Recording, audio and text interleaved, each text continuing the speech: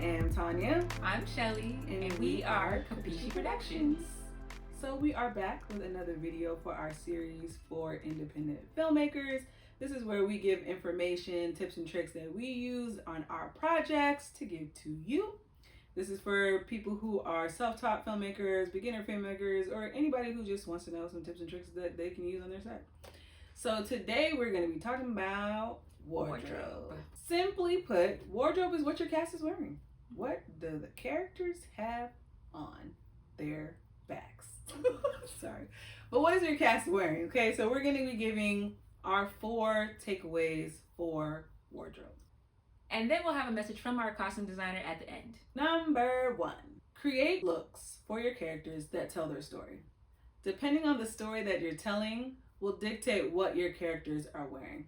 So in this case, you may have someone who's a costume designer or somebody who's taking care of wardrobe in general for your set. Could be yourself as an independent filmmaker. Most likely. But if you're telling a story of fantasy, your characters should look like that. If you're telling a period piece, your characters' wardrobes should tell us that. And then your characters also should be wearing wardrobe that tells us who they are. So if they're a person who's rich, they probably might be in fancier outfits than the layperson.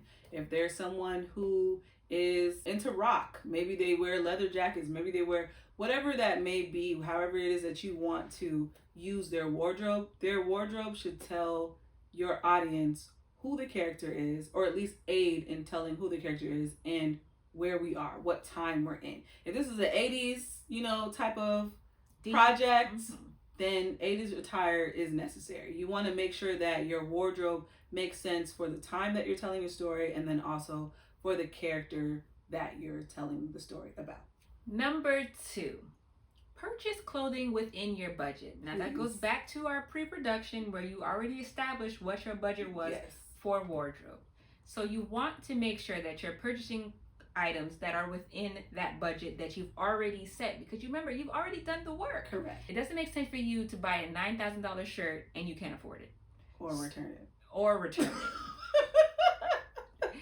So you want to make sure that you're getting clothes that you can either afford or you are aware of the return policies. That's all we're going to say. I will say that Capishi has used both. Correct. But mainly the latter. And to be fair, if you were on a larger set studio, you would have a costume designer, wardrobe team who procures outfits, make sure that your character has the right kinds of things, that says the right kinds of things about them, and then that actor takes it off and gives it back, to be fair. So, I mean, we're only doing the same thing, like on a smaller scale.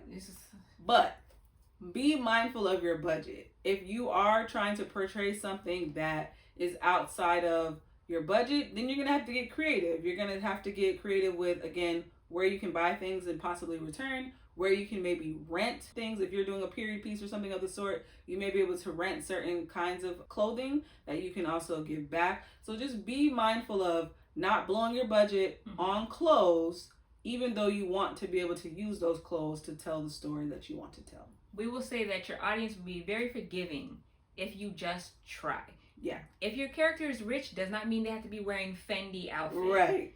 Gucci down to the from the head to the toe. You don't have to wear labels or anything, but it does need to look a certain way. Right. You can give off the air of something without it necessarily being in that era or whatever. Right.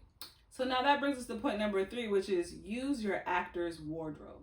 So if your actors are comfortable with using pieces of clothing from their closet, again, that's another way to help with your budget. And it's also something that you can let the actors know, hey, this is what we're looking for. We're looking for you to look fancy. We're looking for you to look like you're going to the movies. We're looking for you to look like you're going to a banquet. Whatever it is that you have your characters doing, you may be able to use things from their closet. Even if it is 80s, let's say. A lot of us have something that we can maybe put together that gives off an 80s feel or whatnot without having to purchase new clothes or different items. So ask your actors, are they able to provide certain pieces after you've provided them with a look that you're going for? Yeah, and you can send them examples of what you're looking for so that they have a visual aid to say, okay, I think maybe this shirt could work. these pants, and usually they'll try to give you a couple of items if they're okay with it. Right. And you pick from there to see what works the best. One of the things that we did for STO was make mood boards. We created lookbooks, mood boards, however you like to classify, but we created looks for the characters. We worked with our friend Tiffany, who was our costume designer for STO, and she was able to go through the script, read, understand who our characters were, and then pull pieces or pull outfits from the internet to say, okay, this character looks like she could wear these things. And then we brought those lookbooks to our actors to say, do you have anything in your closet that matches these things? Do you have anything that's similar to these things? So that we could use them and cut the cost. If there weren't things that they didn't have in their closet, then we went, found them at our local stores or whatnot, or used Amazon or any of those online shopping places to buy clothes that we could help pull off the look. So use your actors' wardrobes if you can. And remember those return dates. And our last takeaway, number 4, is take pictures for continuity. Mm-hmm. So you're an independent filmmaker. You have all your wardrobe for all your characters. You have your production schedule. You have all your stuff. And today you're filming a scene in a coffee shop with this character. And then 2 months from now, that same character is going home. And that's the scene that you're filming. That character is supposed to be wearing the same clothes, same earrings, same whatever on their way home, correct? Mm-hmm. When you're filming with so much space in between, taking pictures can really help with the continuity of your film.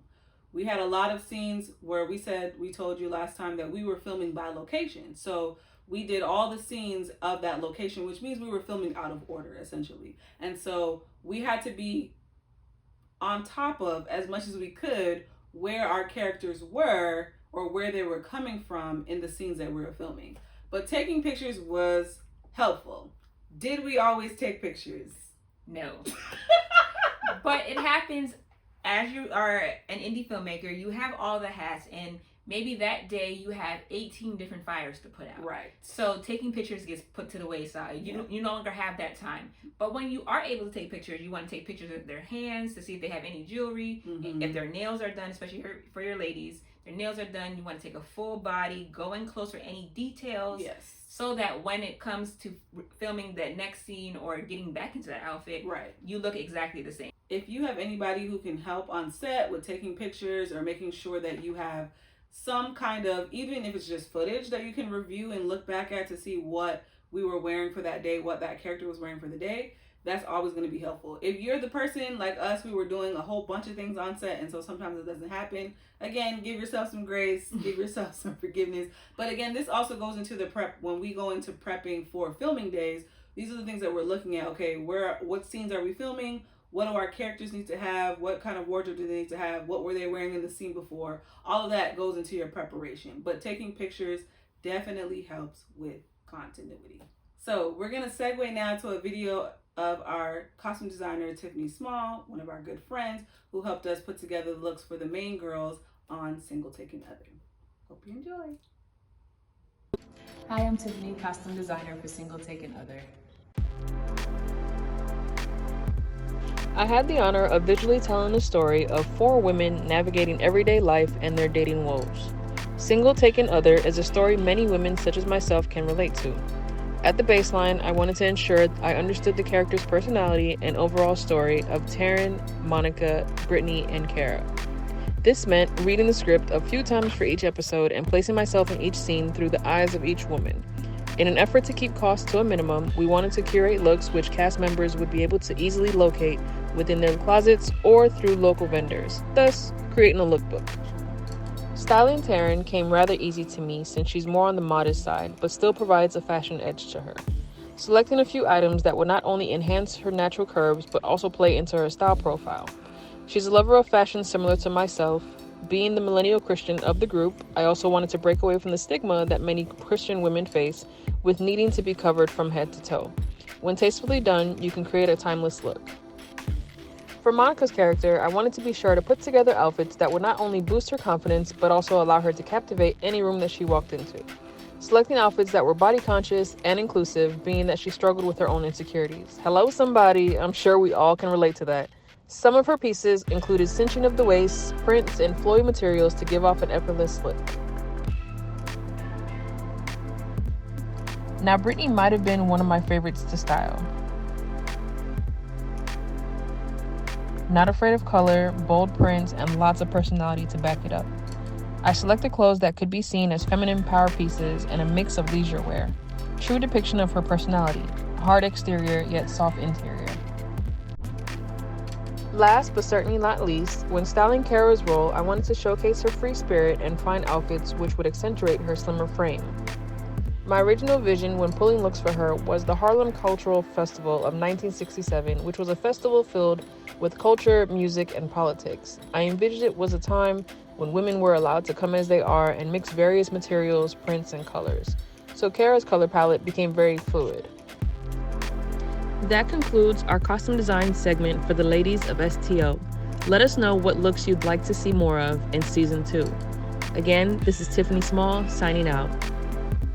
Don't forget to follow us on our socials. Instagram is Capiche_productions, and head over to our website, www.capicheproductions.com. And don't forget to like, comment, and subscribe because it really helps the channel out. See you guys later.